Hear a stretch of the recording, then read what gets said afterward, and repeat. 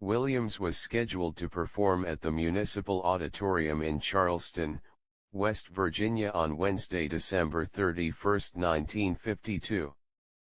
That day, because of an ice storm in the Nashville area, Williams could not fly, so he hired a college student, Charles Carr, to drive him to the concerts.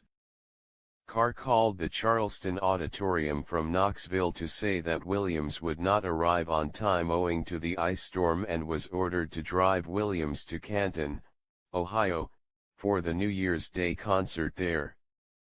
They arrived at the Andrew Johnson Hotel in Knoxville, Tennessee, where Carr requested a doctor for Williams, as he was feeling the combination of the chloral hydrate and alcohol he had drunk on the way from Montgomery to Knoxville.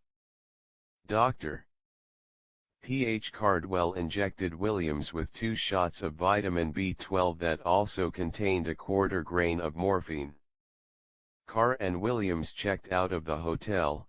The porters had to carry Williams to the car, as he was coughing and hiccuping.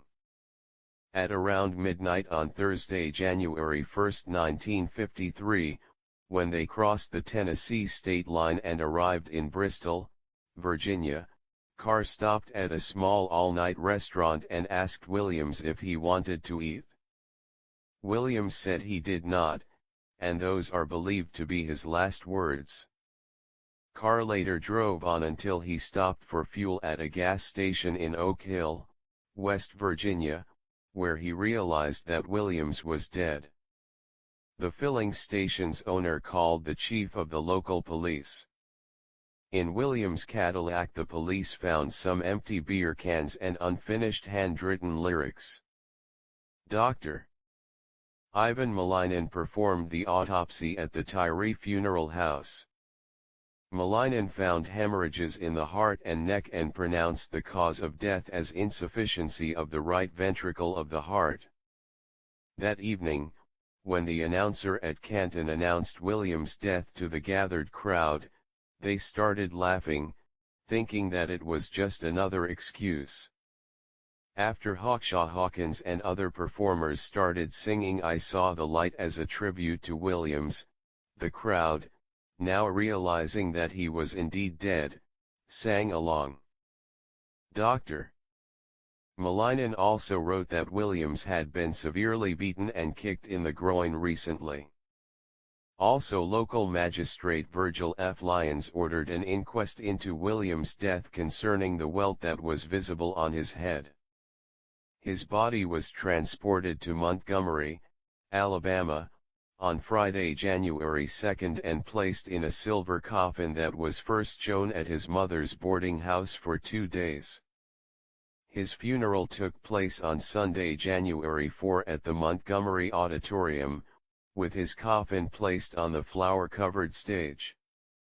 An estimated 15,000 to 25,000 people passed by the silver coffin, and the auditorium was filled with over 2,000 mourners. His funeral was said to have been far larger than any ever held for any other citizen of Alabama and the largest event ever held in Montgomery. Williams' remains are interred at the Oakwood Annex in Montgomery. The president of MGM told Billboard magazine that the company got only about 5 requests for pictures of Williams during the weeks before his death, but over 300 afterwards. The local record shops sold out of all of their records, and customers were asking for all records ever released by Williams. His final single released during his lifetime was titled "I'll Never Get Out of This World Alive."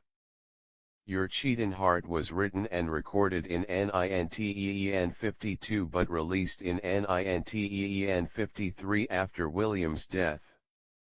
The song was number 1 on the country charts for 6 weeks.